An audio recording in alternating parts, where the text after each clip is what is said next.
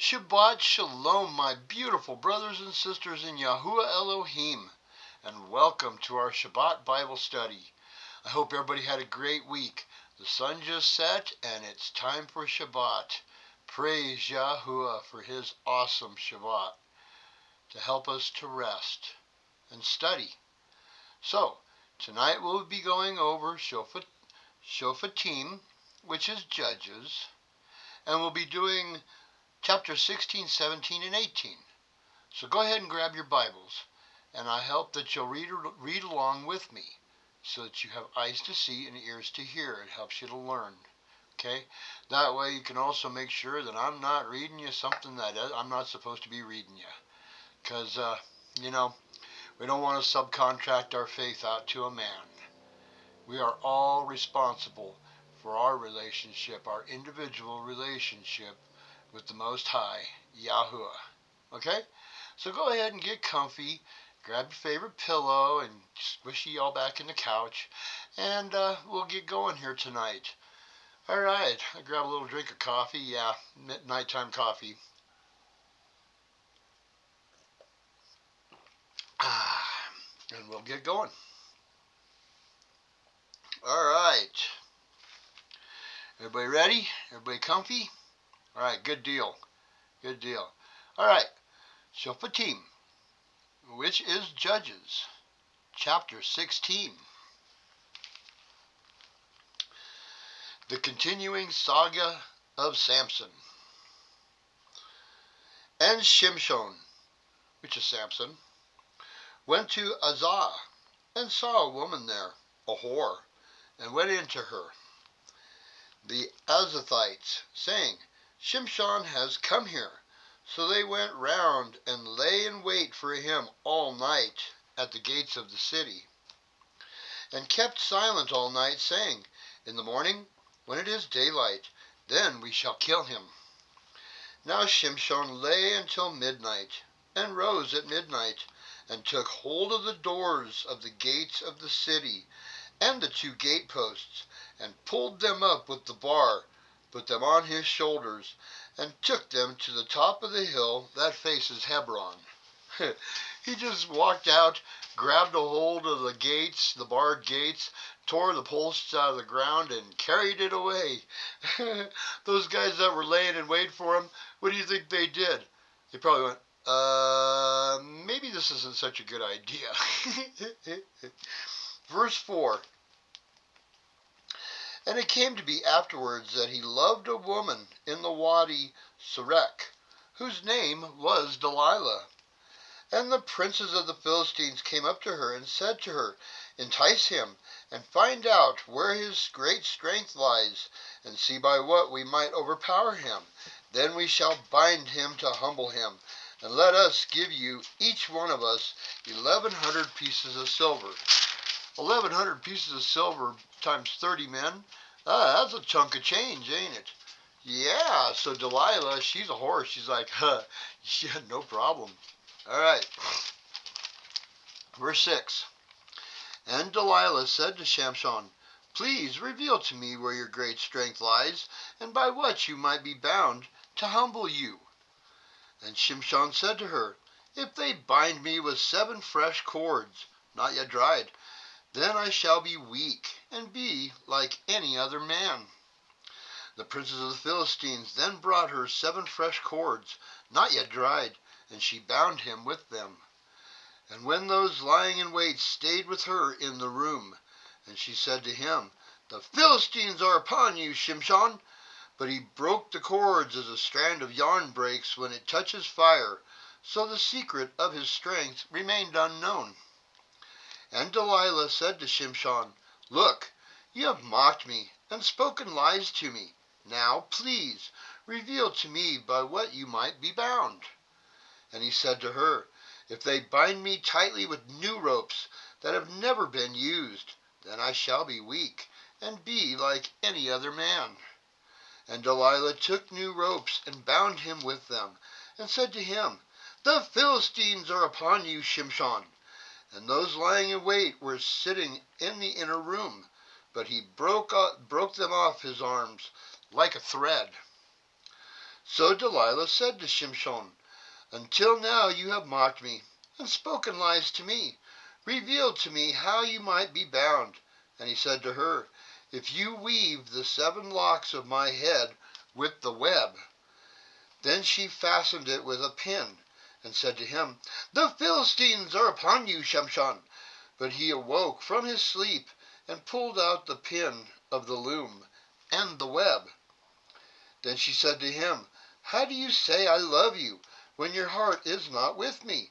You have mocked me these 3 times, and have not made known to me where your strength lies." So already 3 times we've gone through this, and Samson knows, Shimshon knows that the Philistines are trying to 86 him. They're trying to kill him.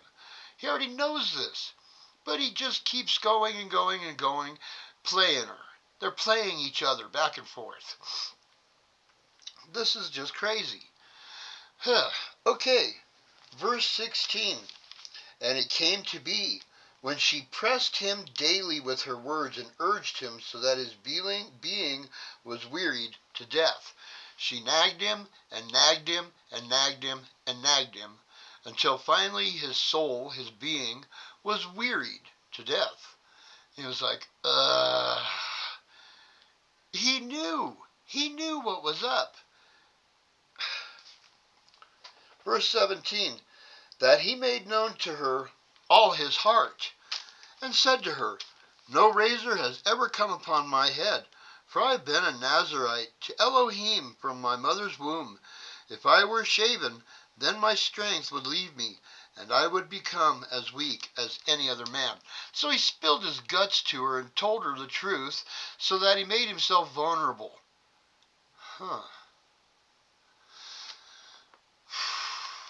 Okay, verse 18. And Delilah saw that he had made known to her all his heart. And she sent and called for the princes of the Philistines, saying, "Come up once more, for he has made known to me all his heart." So the princes of the Philistines came up to her, and brought the silver in their hand. And she made him sleep on her knees, and called for a man, and shaved off the 7 locks of his head. Thus she began to humble him, and his strength left him. And she said, "The Philistines are upon you, Shimshon." And he awoke from his sleep, and said, "Let me go out as before, at other times, and shake myself loose." But he did not know that Yahuwah had turned aside from him. Yeah. Yahuwah gave him 3 chances. And the 4th time, that was it. He was like, "Okay, you spilled your guts. Yeah, you sealed your fate. Okay, here you go." And handed him over. Verse 21. So the Philistines took him, and put out his eyes, and brought him down to Azah, and bound him with bronze shackles, and he became a grinder in the prison. But the hair of his head began to grow again after it was shaven. And the princes of the Philistines gathered to slaughter a great slaughtering to Dagon, their mighty one, and to rejoice. And they said, "Our mighty one has given Shimshon, our enemy, into our hands." And the people saw him, and praised their mighty one. For they said, "Our mighty one has given into our hands our enemy, the destroyer of our land, who slew many of us." And it came to be, when their hearts were glad, that they said, "Call for Shimshon, and let him entertain us." So they called for Shimshon from the prison, and he entertained them. And they made him stand between the columns, the 2 columns that held the building up. And Shimshon said to the young man who was holding his hand, "Let me alone. Let me feel the columns which support the house, so that I lean on them." And the house was filled with men and women, and all the princes of the Philistines were there. About 3,000 men and women were on the roof, who watched Shimshon entertaining. And Shimshon called out to Yahuwah, saying, "O Master Yahuwah, remember me, I pray. Strengthen me, I pray, only this time, O Elohim, and let me avenge myself on the Philistines, with vengeance for my 2 eyes. And Shimshon took hold of the 2 middle columns which supported the house, and he braced himself against them, one on his right and the other on his left. And Shimshon said, "Let me die with the Philistines." And he bowed himself mightily, and the house fell on the princes and all the people in it. And the dead that he killed at his death were more than he had killed in his life. And his brothers and all his father's household came down and took him, and brought him up and buried him between Sorah and Eshtaol, in the burial site of his father Manavah, and he had ruled Yisrael 20 years. That's the end of chapter 16. Wow. Yeah. What do you think? Let me know what you think. Put it down in the comments and let me know what you guys think about that. Okay, chapter 17. Now we got to know something about chapter 17 here, okay? 17 and 18 are not in order of the rest of these judges. They're predated, okay? They're actually predated 300 years before Samson. This is like right after the death of Joshua, okay? So just keep that in mind as we're reading this, all right? All right, chapter 17. And there was a man from the hill country of Ephraim, whose name was Micaiah.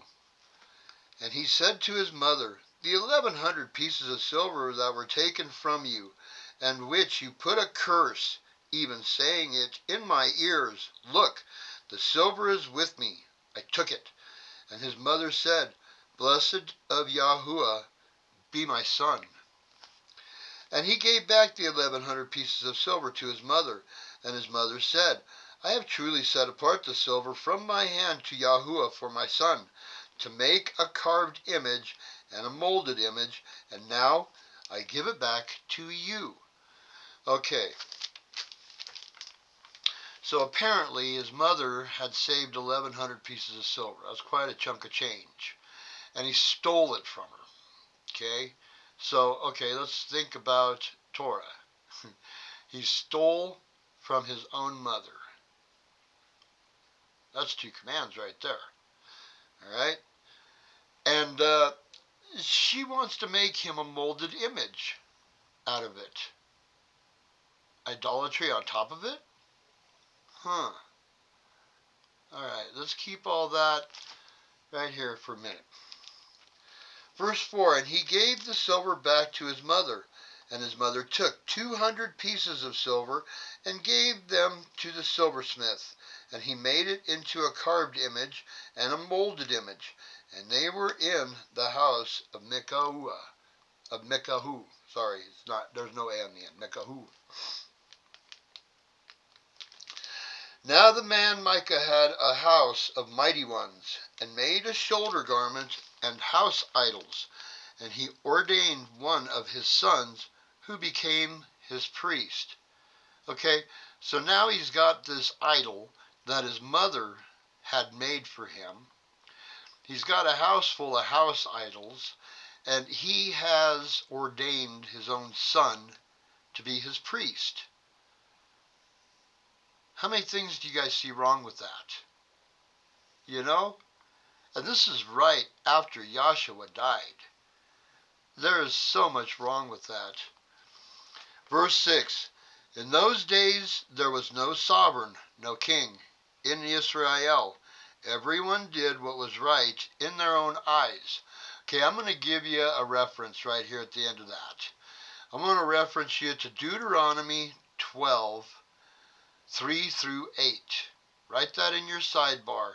And when you get a chance, or stop the video and go back and read that passage, Deuteronomy 12, 3 through 8. Okay, it's really important because it fits right in with what's going on here. All right? All right. Make sure that you got a ballpoint, okay? So that way you can write stuff in your sidebars so that you can reference it later on. for yourself. For yourself. Verse 7.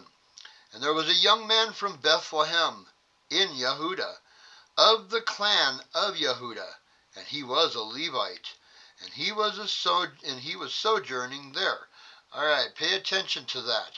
He was in Bethlehem in Yehuda, okay, of the clan of Yehuda, and he was a Levite. Okay, keep that in mind. Verse 8. And the man went out of the city of Bethlehem in Yehuda to sojourn wherever he could find a place. And he came to the mountains of Ephraim, to the house of Micah, as he journeyed. And Micah said to him, Where do you come from?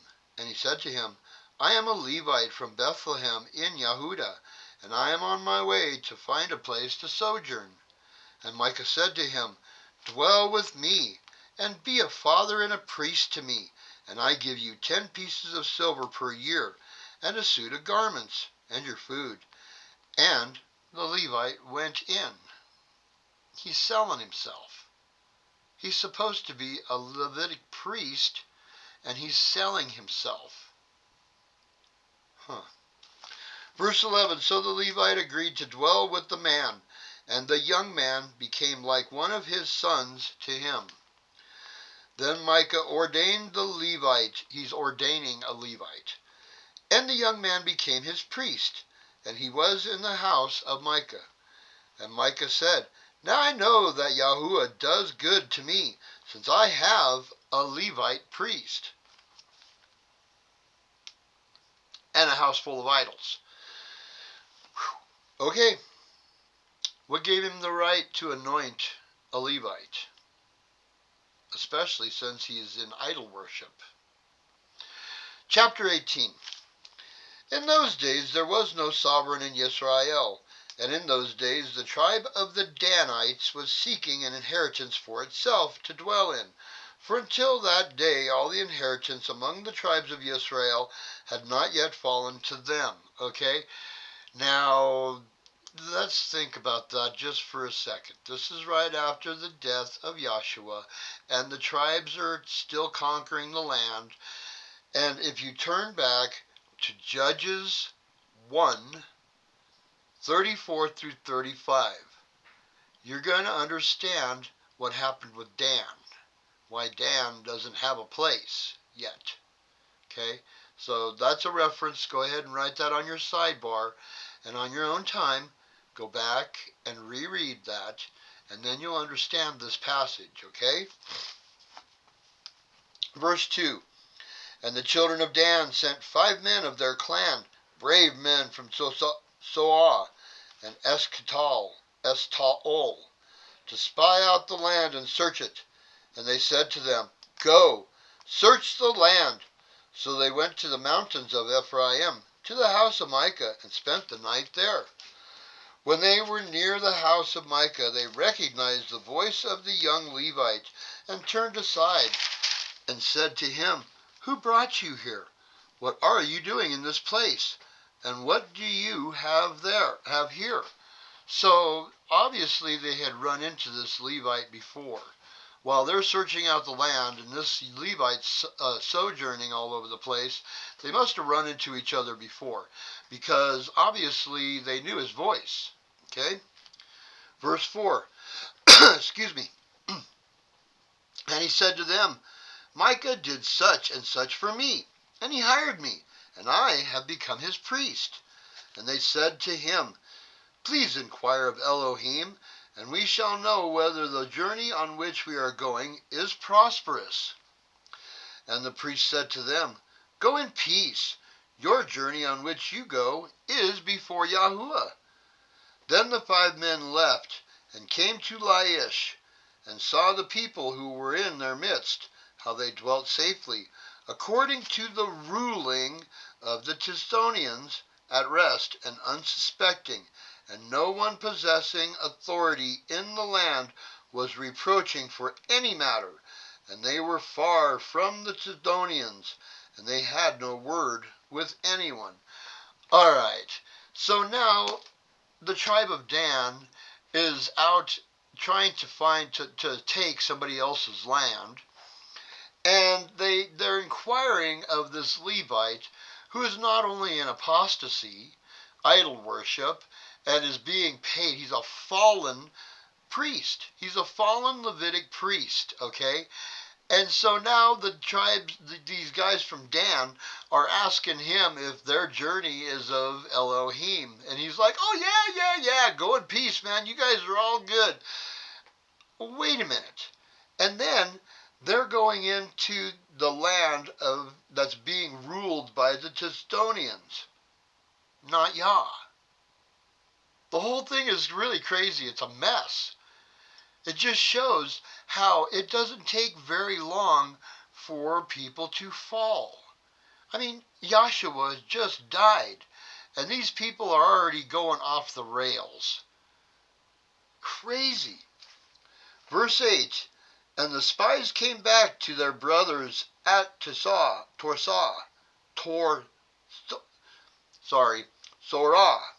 and Eshtal, and their brothers said to them, what do you say? And they said, arise, and let's go up against them, for we have seen the land. And look, it is good, and you sit still.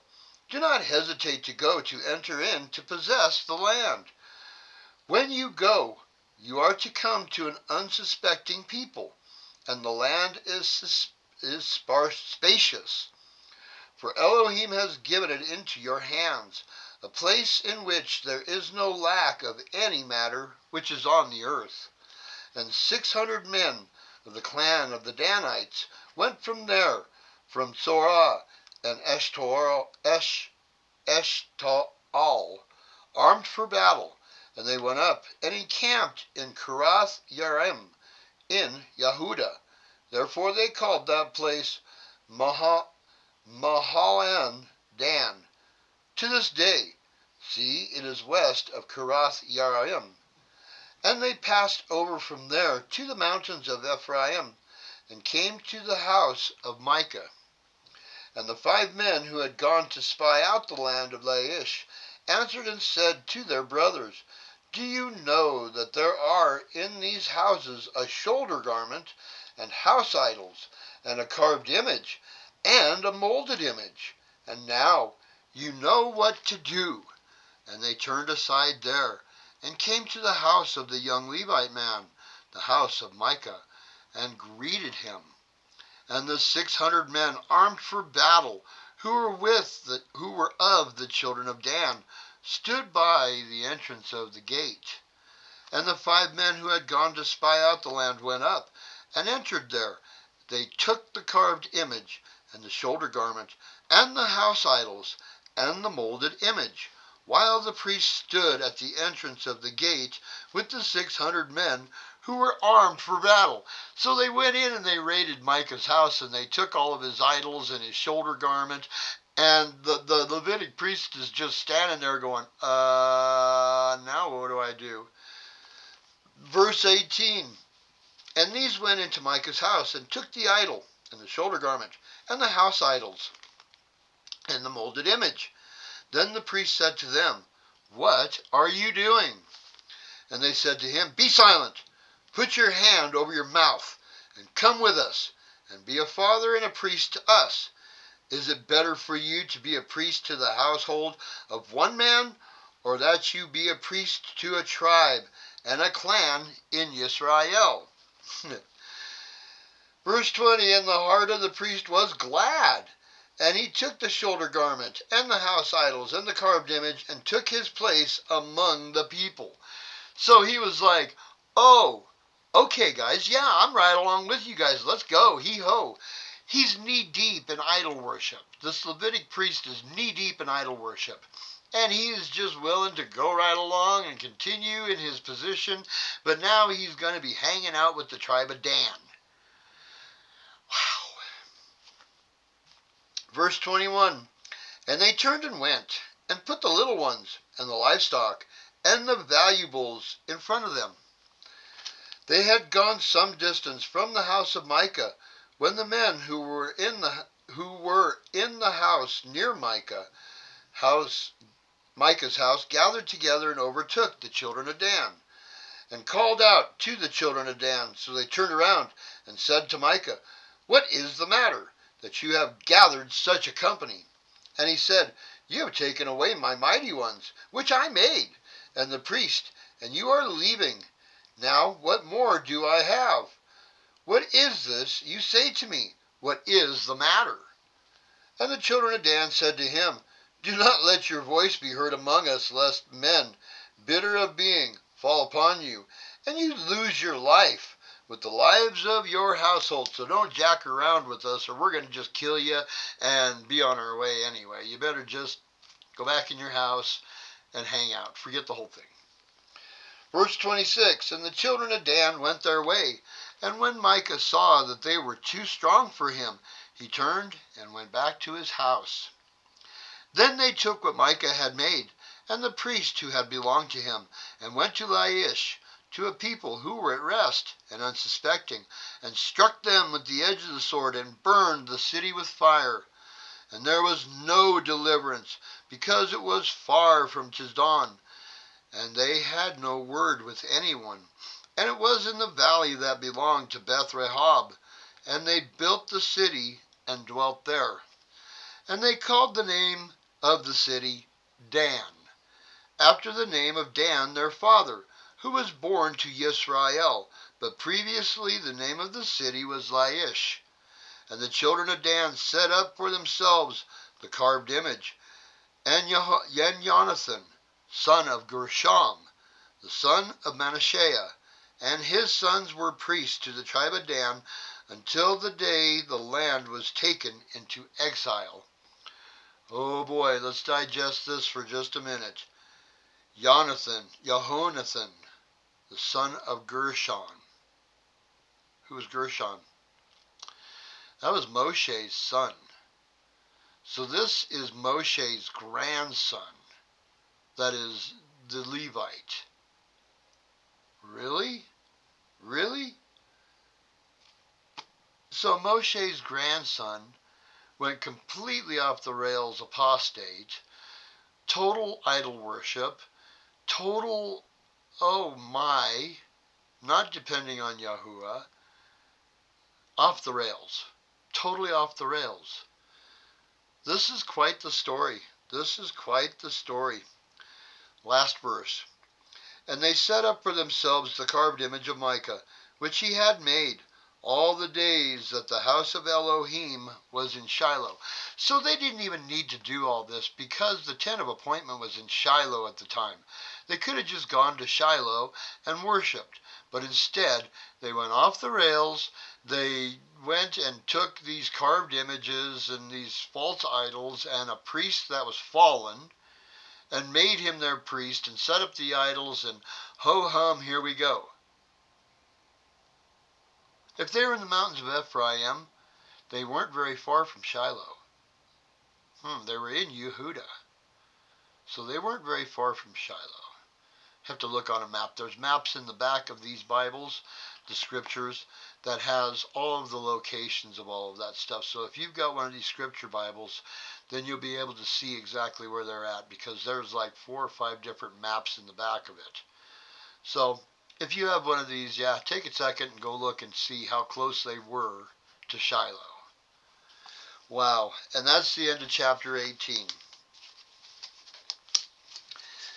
Gang, it does not take long for someone to fall away. As we've seen continuously, in most cases, it takes one generation to forget Elohim.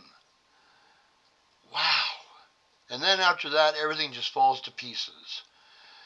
And as we're going to see, they go into bondage because of it. And it happens over and over and over and over. Crazy. It's just crazy. But look at our society. Look at how fallen our society is. Because no one knows Elohim, or very few. Very, very few really know Elohim. Now, there's a lot of church people that worship once a week on Sunday, Sun Worshipper Day. They don't follow Torah. They don't follow the Sabbaths or the high holy days or the feasts. They celebrate Christmas and Easter. Yeah, Easter's coming up. Do not get in with the pagans worshiping rabbits, pooping eggs, and giving praise to Ishtar. Don't do it. That's an abomination. As a matter of fact, right at the end of the weekend, Monday night at sunset, we start Pesach, Passover. So it might be time to go back into Leviticus and study Leviticus for the appointed times and seasons because they're coming up. And then figure out how to observe them. Because these are Yah's holidays, not these man-made holidays. No, Yahushua was not born on Christmas. No, Easter is a pagan holiday giving praise to Ishtar, Easter Ishtar, who's a fertility goddess of the Egyptians, of Mitzrayim. You really want to put yourself in that position? Probably not a good idea. Lent, yeah, whatever, Lent. Sure thing. Been there, done that. Nowhere in the Bible. No Lent. But there is the the festival of unleavened bread, which is right after Pesach. So you have Pesach, and then you have unleavened bread for 7 days, which there's a high holy day in there too at the beginning and at the end of unleavened bread. So no work. Go back to Leviticus. Hang on a second. I'll be able to direct you right to where you need to go. Okay? Hang on. Exodus.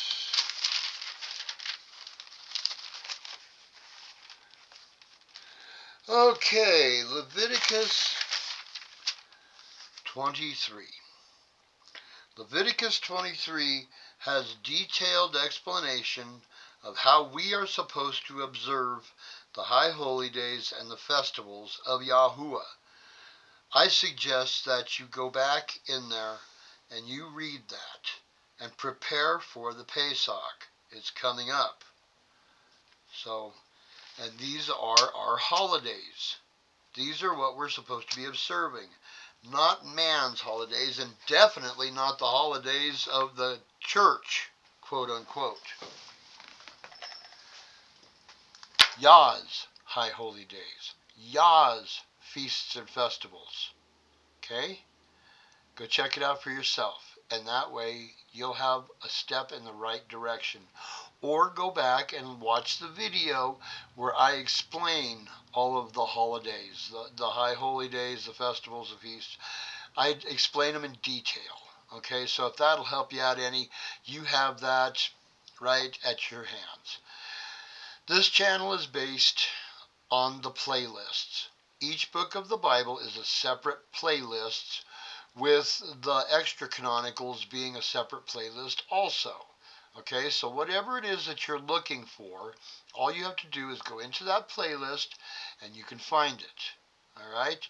And I do that because it makes it so much easier for us to learn that way. You're not stumbling all over trying to find what you're looking for. It's right in front of you. Okay, and if you're writing in your sidebars, that makes it easy also, because then you can go ahead and reference whatever it is that's written in your sidebar next to wherever we're at and go back and look and see, oh yeah, okay, I understand now. All right? All right.